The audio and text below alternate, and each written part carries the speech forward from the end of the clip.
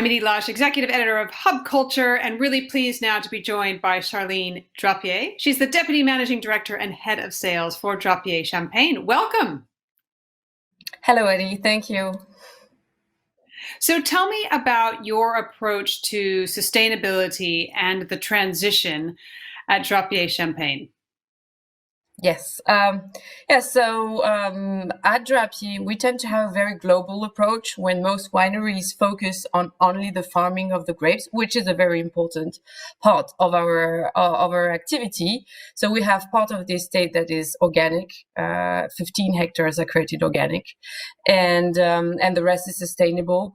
But we tend to go a little further than that because making wine, champagne, is not only about growing vines. It's also the whole process, which is quite labor intensive, which is quite lengthy. Champagne has a very long-term approach. The wine that you produce is produced for the next 4 years. And actually, my family is being producing for the next generations to come. We're a family business. So we try to build for generations to come. And that also probably is a big difference between us and a lot of the larger champagne houses.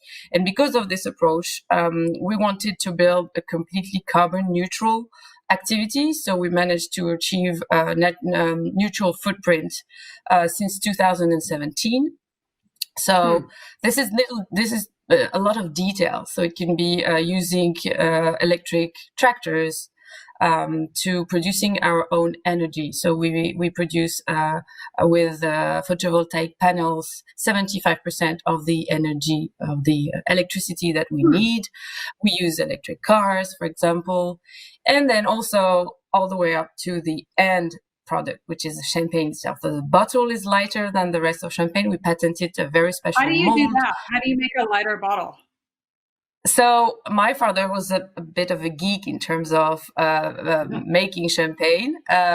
He drew a special shape, a special bottle where the pressure can be held in a very different shape. So with a narrow neck, a little narrower than the other bottles, and he worked with a glass maker to achieve this reduced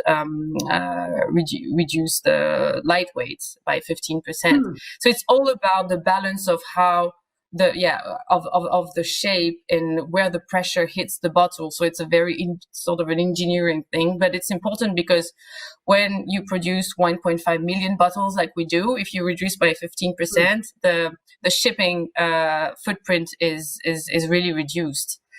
And yes, and all the way up to also a gift box. So the gift box can be recycled, for example, 100% recycled. Okay, and how hard was that to do? It was tough because it's every single thing that is important. It's not only about caring about the pesticide that you might use or that was traditionally used in champagne. Is you have to think of every single detail that will have an impact on your activity. So my brother, who's in charge of the vine now, he's always alert on what can be done and how he can improve.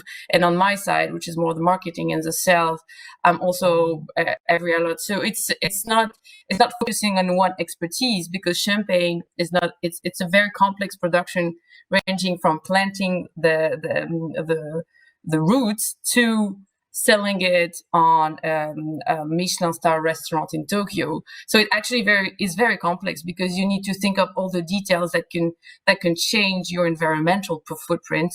Luckily, both of my parents educated us on being very cautious on our environmental footprint, but it is a daily task to think, oh, maybe we could do this better.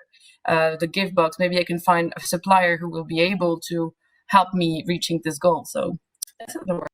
But it's exciting. And tell me about the biodiversity aspect as well within the vineyards and the different varietals that you use. Yes. So that's another aspect that has something to do with inheriting from a biodiversity and from different grapes, from my great-grandfather, from my all my ancestors.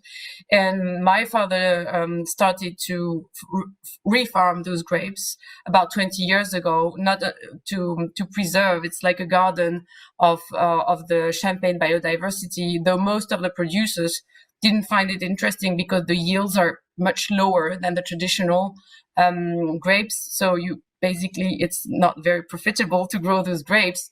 But we found it was our duty to keep them alive in Champagne, and because we have more recent knowledge about how to grow these grapes and make good wine with them, we are now able to make very interesting champagne out of Pinot Gris, for example. We make champagne out of Pinot Gris, which is very unusual in Champagne. So we see it as a duty, but also an exciting project to make different champagnes.